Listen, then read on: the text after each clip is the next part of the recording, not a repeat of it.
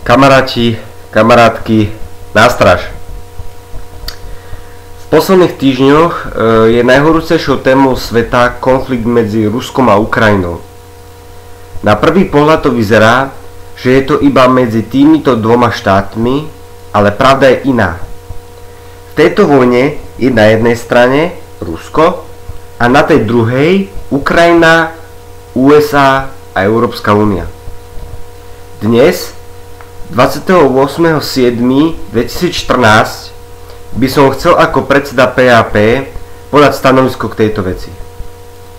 PAP ako komunita podporuje a i bude podporovať Rusko. Sme proti skorumpovanej Európskej únii, proti vládnucej USA, ako teda oni si to myslia, že sú vládnuci, v skutočnosti sú v poriadnych sračkách, a teda aj proti Ukrajine, kde mistr Porošenko si zabíja vlastných ľudí. Tento vrah a vlastizradca má prísť aj na Slovensko, na pozvanie nášho dobrého anjela Kisku.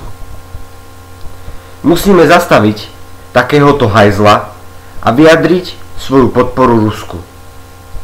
Preto PAP sa dištancuje od všetkých činov Ukrajiny, USA a Európskej únie. Prajem vám príjemný deň a na stráž.